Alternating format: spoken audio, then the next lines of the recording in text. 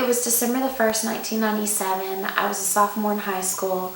I went to prayer circle every morning when I was in high school, so it was something that I did every day. It wasn't anything out of the ordinary.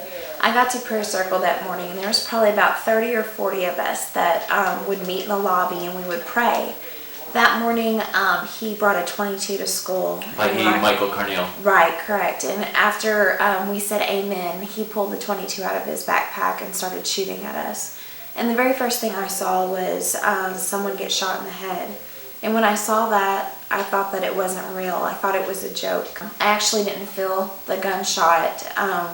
When it hit me, it hit my left shoulder, and I didn't know that at the time. I had a black shirt on, so I couldn't see anything. But and you didn't feel it either? No, didn't feel it at all. And when I fell down to the ground, my twin sister was also there with me, and she crawled over and hovered over me while he was still shooting. And when he was done shooting, I finally asked her what was going on and what was happening, and she told me that there was a gun. And then that's when I knew that I'd been shot. And then she told me who had done it, and I couldn't believe that he had done something like that. You know, I knew him and didn't realize you that liked he did him. that. You liked Michael Carneal. I always wanted to, if we went on a class trip or something, I always wanted to get on the same bus as him because I knew that he would make the ride fun. He was just a... He made you laugh? Yeah, he was just a funny Like, what guy. are some of the crazy stuff that he used to do that made you laugh? He wore a twister board as a cape one time and ran around, and everybody just laughed at him. You know, he would just do stupid, silly stuff, every time someone would come up to him and tell him that they thought he was dumb or stupid for something that he did, it was like he could even take it. He was just like, oh, I don't care, and just went on. He was comfortable with who he was. He was comfortable with who he was. At least I thought he was. After everything happened, there ended up being 8 people shot. There were 5 people injured and 3 people were killed.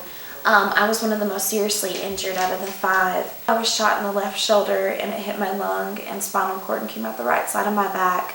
I'm paralyzed now from the chest down, and that's at a T4 level. And so now I'm a paraplegic in a wheelchair. I think that I realized that out of that whole incident that, you know, my life had a purpose in it, that I had a chance to live again.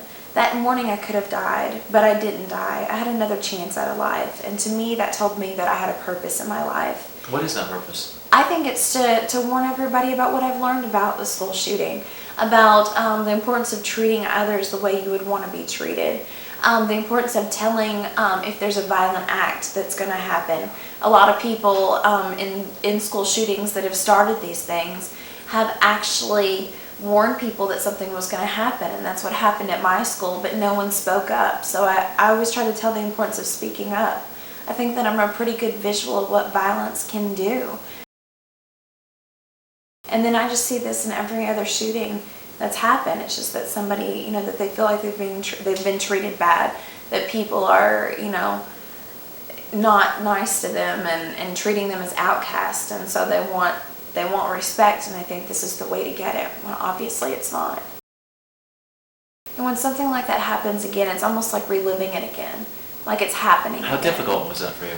It was very difficult because it's one of those things where I go to different schools and I speak, and I hope that people are listening, but, you know, I'm only one person.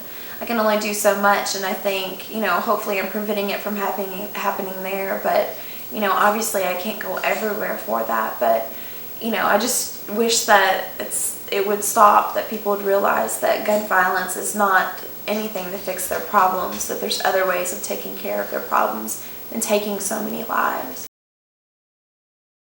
When these things happen, what seems to kick in immediately is kind of a debate about gun control, Right. Whether they should have that or not. Do you think that's missing the point in some ways? Do you think there are other things that we need to worry about first to stop these things from happening? Yeah, I do, definitely. I mean, back to the part where I said that, you know, the way we treat each other, how we treat each other, how we make people feel, you know, included on things like that. Making people, a lot of people, you know, talk about these people being loners and not having friends and things like that, you know. I guess it's how we treat each other. I don't think we realize it sometimes. I don't think it's always just the gun control thing. I'm 25 years old. I feel like I'm ready to speak with him, and I think that It's been 10 years since the incident. Yeah, and there's a lot of questions that I want to ask him.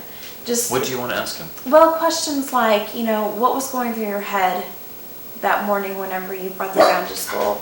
Why did you make a decision to bring a gun to school? You know, what were your intentions? You know, did you feel that, you know, you're being made fun of, that you couldn't go to anyone? You know, those kind of things, because I think that if I had those answers, when I go speak to schools, I could better speak to the kids and show the perspective of what he was thinking and how he wasn't thinking of the consequences of what he was doing.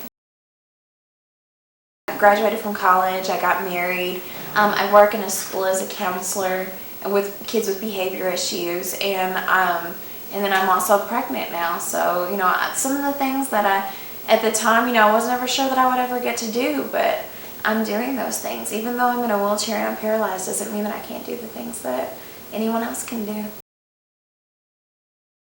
Treat each other with kindness, to speak up and do something about it.